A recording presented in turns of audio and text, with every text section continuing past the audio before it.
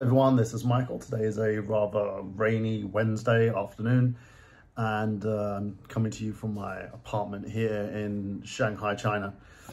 And I wanted to quickly touch on a few things. My brain's been going a bit like overdrive last night. I'm a bit tired. As you can see, I've got bags under my eyes because of my lovely Luigi deciding that she wanted to bark at night and because other dogs were doing it. So yeah, I want to touch on something and I want to talk about it kind of quickly.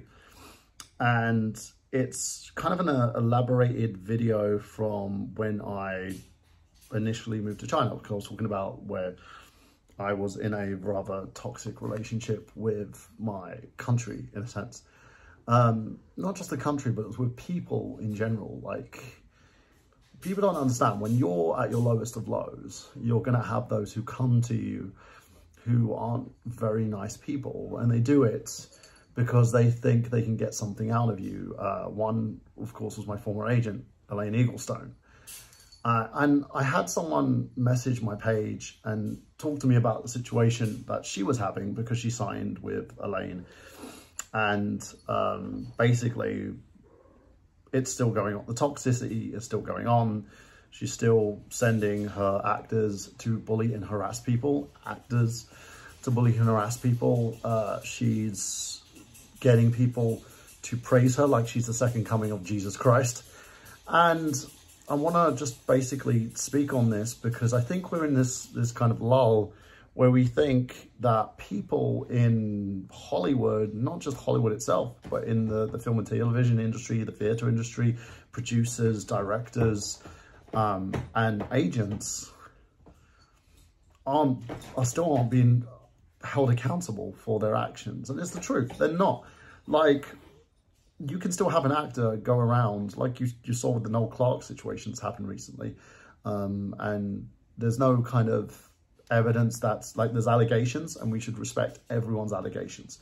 If someone said something's happened, we should take that as gospel until it's proven otherwise. But also you've got to be on the side of skepticism, because you've got to understand that regardless of what happens, you know, it's someone's career that's on the line. But with the Noel Clarke situation, it's not just one person, not just two people, not just 3, 4, 5. There are countless people coming out, and once it's basically more than one person coming out and saying these things, then you know there's a problem. And it's become such a big issue. He hasn't said anything about it. He hasn't denied any of the claims. I think he's kind of taken the approach of like, don't say anything, hopefully it will blow over. But we're in this situation in terms of the industry itself where people are still being called out, but nothing is being done. We kind of embrace them back in. The Kevin Spacey situation was a complete and utter shit show in its own right. And the Harvey Weinstein situation was literally like, there was so much evidence that no one can deny it anymore. But the biggest problem is we still allow it to happen. And most of the time it's because people are afraid of being blacklisted. They're afraid of having their careers treated the same as mine. I actually gave this person some advice when we spoke, which was, don't come out about it. Don't talk about it to people. Don't do a video exposing her. Because the problem is, regardless of how good your intentions are, I was praised by countless other actors, by people who are higher up in the industry. But these people aren't going to give me a job. This is the big thing about speaking out. No one is going to give you a job. It's going to ruin your career. John Boyega sided with Black Lives Matter. Do you think anyone's going to work with him, regardless of people saying, I will work with John Boyega? No, they won't. The gentleman who played Cyborg, what's his name, Ray Fisher, he spoke out about the situation that happened to him. And the people that initiated the situation are still employed. Josh Whedon has his name smeared. But he'll come back. And thus is the conundrum. Thus is the problem. So many people are upset about those speaking out, but it's because of the fact that you're speaking out against their favourite actor, their favourite director, their favourite producer. Or in regards to the other actors, they're afraid of you taking away their money. And that's the truth. They don't want you taking away their money. I've had so many people who are friends of mine literally disregard me, treat me like I am the fucking, you know, second coming of Satan himself, which is amazing because Satan is a pansexual after all, and treat me like I'm nothing. I have actors who are still friendly with me down low. They won't publicly say that they know me. And this is the way that speaking out gets you. Speaking out puts you in that position where your career is at risk. As far as I'm concerned, I'm probably blacklisted in the UK industry because no one has offered me a role. No one wants to work with me. And from what I'm told, it's not because I'm a bad actor. It's because I opened my mouth. And that's what causes the problem. When you have victims, when you have people who have been raped, who have been abused, manipulated, who have been hurt in some form or fashion, the moment they speak out, their career is done. They get nothing. That's why you had so many people who were so susceptible to signing those agreements with Weinstein, to getting paid under the table for the abuse, because it allowed him to continue his abuse, and the people around him were finding it acceptable because he was too powerful. This guy is a creep, but he's a powerful creep. Same goes for this situation. Elaine is not powerful, but she makes people think she is. And thus, we have the same situation going on and on. Again, it's like a vicious cycle. Abuse, bullying, manipulation. Constantly, this cycle continues. And there's nothing you or I can do about it. I had no career in the UK. My career was good enough over. The last movie I did for free because, one, it was a passion project, and two, it was the only role I was going to get. I wasn't invited to the award shows for that movie. I wasn't invited to, I wasn't even nominated for a supporting actor role or anything. And no one in the company talks to me anymore apart from one of the main actors, or two of the main actors. But again, it's in passing. And a lot of it is because of the damage that's been done to my reputation. And I get it. I'm not freaking upset at anybody. I'm not going to call anybody out in regards to it because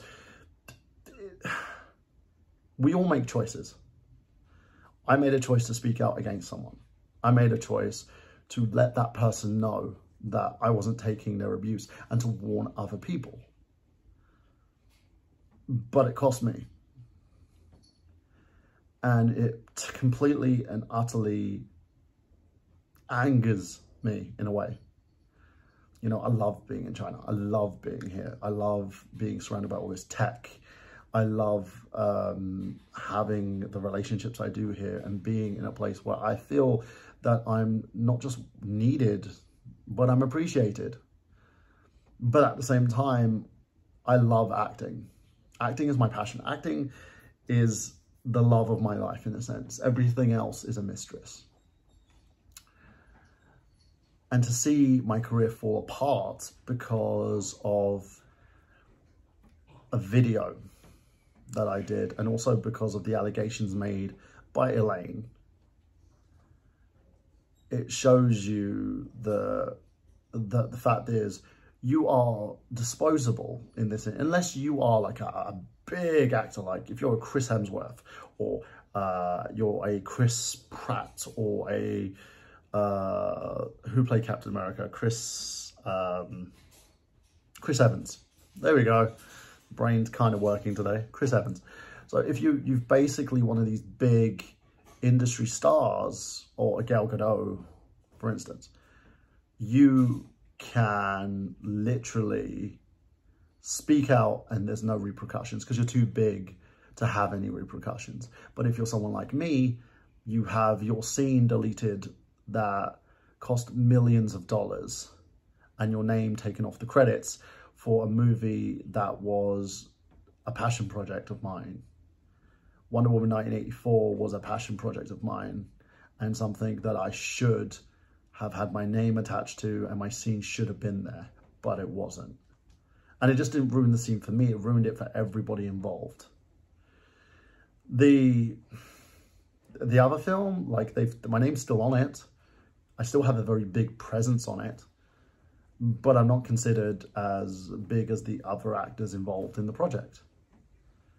And again, it's more kind of downplaying my role because they're afraid, I think, of the repercussions that will happen if they try to big me up. And it shouldn't take away from the film itself.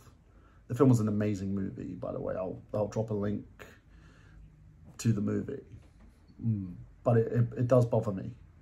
It bothers me because the way I've been treated and people like me have been treated is going to cause a situation that everybody who is in this situation, who gets involved in these kind of situations, who speak out and let people know that they're not going to take their abuse. You know, they're not going to let them get away with their raping and their abusive nature and manipulation. It tells them to stay inside, close everything off, you know, not be a part of that. Don't speak out. And this is literally the advice I will give to you. Speaking out won't do anything unless you have a following, unless you have a fan base, unless you are popular. All that speaking out will get you is the fact that you have to move. Is that you can't do what you love to do because people don't want you because of the bullshit someone else has said about you. I hate that fact, and it's an honest one. I wish that I never met Elaine Eaglestone. I wish I never involved myself in that agency, and I wish that I never had to do what I had to do and speak out against her, because now I have zilch. I'm teaching kids, which is great. I love it. But I don't know if I will ever be an actor again. And it sucks. All I can say to those involved is report, go to the proper channels, don't publicly make it known. Unless we change our perception and change the way that we treat people who speak out, this is constantly going to happen. And it sucks. So that's it from me, guys. Just thought I would have that conversation. I'm going to go and get my, well, I've got 15 minutes before I need to go and get my second COVID shot. I know that people are on the fence about the COVID vaccine and what type of vaccine they get and, you know, how it happens, etc. All I can say to you is this. You're not doing it for you. You're not doing it for your body or your own immune system. You're doing it to protect others. Those who are in poor health, those who are old, those who wouldn't survive if they get this rather nasty virus. And I think we have to remember that. And I get it, you may not still want to do it, and you may belittle people like me for asking you to. The problem is we've all come from a point of selfishness in terms of this pandemic. It's shown that people are ultimately selfish. They will do whatever the fuck they want for themselves. And the only way we're going to beat this is fighting it together. And that's the honest truth. Anyway, have a great day. And as always, I have been Michael Burhan saying bye-bye for now. And I shall see you very, very soon. Bye.